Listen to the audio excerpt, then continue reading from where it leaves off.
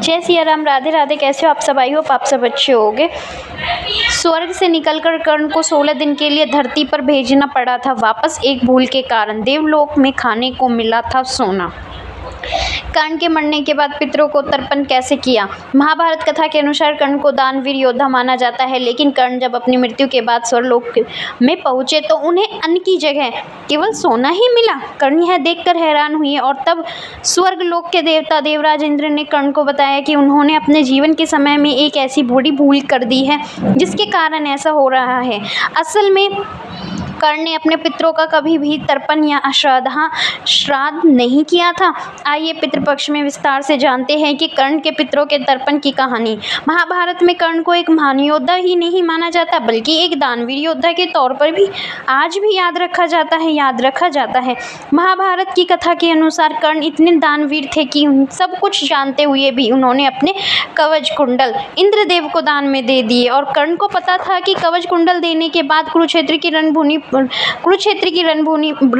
पर उनके भेंट मृत्यु से होगी, लेकिन फिर भी कर्ण अपने दानी स्वभाव से पीछे नहीं हटे। महाभारत में कर्ण और पितृपक्ष से जुड़े एक और कहानी मिलती है। इस कहानी के अनुसार जब कर्ण मृत्यु के बाद स्वर्गलोक पहुंचे तो उन्हें खाने के लिए कुछ नहीं मिला। ऐसे में कर्ण हैरत में पड़ गए और सोचने लगे कि धरती लोक पर जीवन के दौरान उन्होंने साधु संत और गरीबों को दान में सोना दान किया था, तो फिर उन्हें दान का पुण्य क्यों नहीं मिला? उन्हें अन्न की जगह सोना क्यों मिल रहा है?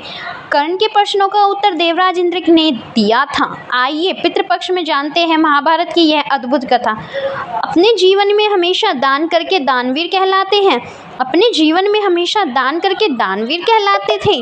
कर्ण के बारे में जब भी बात की जाती है तो उन्हें दुर्योधन की तरफ से लड़ने वाले योद्धा के तौर पर ही याद किया जाता है, लेकिन युद्ध के पक्ष से परे अगर कर्ण के व्यक्तित्व की बात करें तो कर्ण न केवल एक बलशाली योद्धा बल्कि दयालु और दानवीर भी थे। कर्ण का जन्म कुंडल और कवच के साथ हुआ था, जिससे कर्ण को सुरक्षा मिलती थी। महाभारत के युद्ध में श्री कृष्ण जानते थे कि कर्ण को कवच कुंडल के साथ पराजित नहीं किया जा सकता, इसलिए उन्होंने अर्जुन को यह बात बताई। अर्जुन को इंद्रदेव का पुत्र माना जाता है क्योंकि पांडवों की माता कुंती ने इंद्रदेव से आह्वान करके अर्जुन को प्राप्त किया था।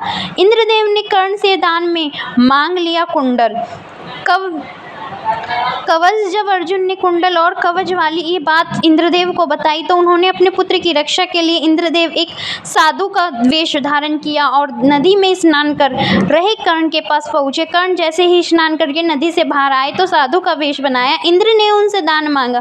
कर्ण ने इंद्रदेव से कहा कि अभी वे स्नान करके निकले हैं, इसलिए उनके पास कुछ नहीं है, वे महाराज से जाकर साधु को कुछ दे देंगे। लेकिन साधु ने हट किया कि उन्हें इसी समय दान चाहिए। कर्ण ने जब कहा कि वे इस समय दान में क्या दे सकते हैं तो साधु को वेश बनाया। इंद्रदेव ने कहा कि तो उन्हें कर्ण के कवच और कुंडल चाहिए। यह सुनकर कर्ण ने अपनी दानवीरता का परिचय दिया और इंद्रदेव को कवच कुंडल दान में दे दिए।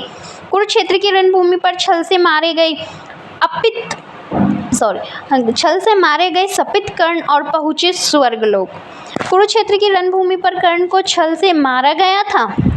असल में कर्ण को मिले कई शाप ही उनकी मृत्यु का कारण बने और अर्जुन के छल से कर्ण पर उस समय वार किया। जब कर्ण के रथ का पहिया जमीन में धंस गया तो युद्ध के नियमों के अनुसार किसी भी निहत्थे योद्धा पर वार नहीं किया जा सकता था, लेकिन कर्ण को मारने के लिए छल करना पड़ा क्योंकि कर्ण अन्याय के साथ खड़े थे। महाभारत की कहानी के अनुसार कर्ण के पुण्य कर्मों के कारण उन्हें मृत्यु के बाद स्वर्ग मिला, लेकिन स्वर्ग में पहुंचकर भी कर्ण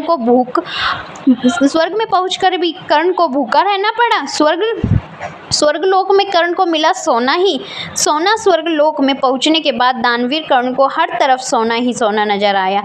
इंद्रदेव ने कर्ण को सोना भेंट किया और अन्न की थालियों में भी सोना ही आया। यह देखकर कर्ण बहुत हैरान हो गए और कर्ण के इंद्रदेव से प्रश्न पूछने पर उन्होंने तो अपने जीवन में इंद्रदेव को अपने सोने के कवच कुंडल तक दे दिए थे, तो फिर उन्हें अन्न की जगह सोना क्यों मिल रहा है? आखिर उनसे क्या अपराध हुआ है? कर्ण को प्रश्न सुनकर देवराज इंद्र ने मुस्कुराते हुए कहा, हे महान दानवीर कर्ण, तुम बहुत दानी हो, लेकिन तुम केवल सोने का दान करना ही मुक्ति और स्वर्ग में सुख शांति के द्वार नहीं खोलता, बल्कि पितरों की कृपा पाकर ही स्वर्ग का आनंद लिया जा सकता है। तुमने अपने जीवन में कभी भी पितरों का तर्पण नहीं किया है। पितरों का तर्पण करने के लिए 16 दिनों के लिए कर्ण को धरती पर भेजा गया था। देवराज इंद्र का उत्तर सुनकर कर्ण के हाथ जोड़कर कहा कि उन्हें नहीं पता था कि उनके पूर्वज कौन हैं और वे किस कुल से संबंधित रखते हैं। इस कारण वे भी कभी भी अपने वास्तविक पितरों के नाम पर कुछ दान नहीं कर सकते थे। मृत्यु होने पर कुछ समय पूर्व ही उन्हें यह रहस्य पता चला कि वे भी वास्तव में कुंती पुत्र हैं। कर्ण की व्यथा सुनकर देवराज इंद्र ने कर्ण को 16 दिनों के लिए फिर से पृथ्वी पर भेजा। पृथ्वीलोक पर वापस आकर कर्ण ने अपनी गलती सुधारते हुए 16 दिनों तक पितरों का तर्पण और श्राद्ध किया। कर्ण ने पितरों के नाम पर अन्नदान भी किया। पौराणिक कथाओं के अनुसार इन्हीं 16 दिनों को पितृपक्ष नाम से जाना जाता है, जो अब चल रहे हैं 16 दिन। जैसे यार हम वीडियो अच्छी लगी हो तो प्लीज़ चैनल को लाइक एंड सब्सक्राइब करना ना भूलें। Thank you for watching this video.